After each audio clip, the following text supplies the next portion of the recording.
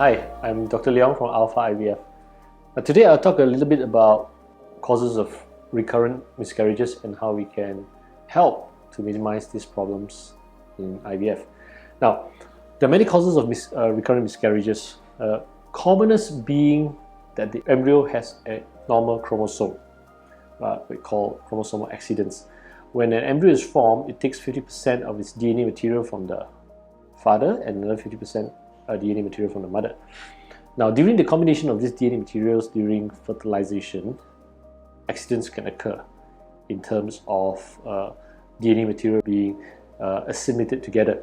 I'm not just talking about hereditary, meaning inherited diseases. I'm talking about even if both parents are normal, there can be chromosomal accidents whereby the DNA material is not transferred properly, therefore resulting in an embryo that is not chromosomally correct or balanced.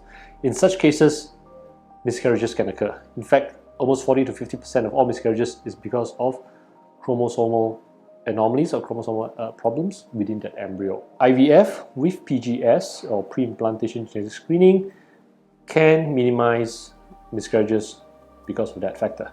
Because in IVF with PGS, we can actually check DNA material of the embryos and to ensure that only chromosomally correct in terms of chromosome numbers are transferred to the mother, so therefore we minimize miscarriages due to abnormal chromosome, what we call aneuploid embryos. Other causes of recurrent miscarriages is like a uterus that is not that healthy. For example, there are multiple fibroids or growths in the uterus that may cause the implantation to be poorer, therefore there's a miscarriage.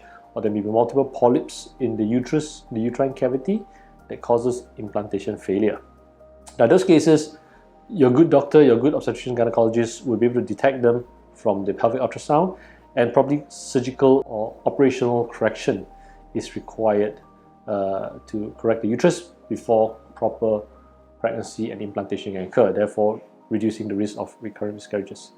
There are some cases where the cervix or the door of the womb is a bit weak, and in those cases, normally women have recurrent later miscarriages, maybe around the second trimester, 4th or 5th month of pregnancy. In those cases, also another surgical procedure called a cervical cerclage, whereby the doctor will stitch up the cervix or the door of the womb to give some strength so that there will not be a complete miscarriage or a losing the pregnancy at the 4th to 5th month. Other causes like chronic serious medical problems, for example severe thyroid issues or diabetes, can also cause recurrent miscarriages. Doctors can treat the medical condition properly with medication and maximize control of the disease before the patient embarks on pregnancy. In those cases as well, being well controlled in terms of the chronic diseases, recurrent miscarriages can also be minimized.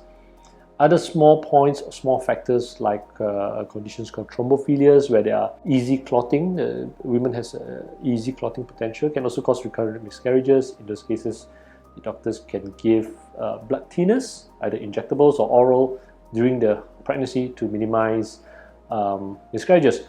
And also in cases where there are a lot of AUTO-ANTIBODIES, for example, women who has antibodies that will impede on implantation, sometimes even low-dose steroids can be used.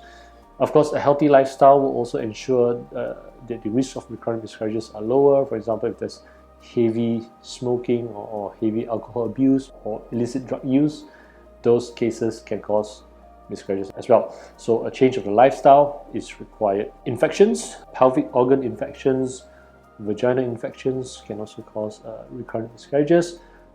If those are detected by your doctor, antibiotic treatment or medical treatment is required to correct the infection before you can embark on pregnancy.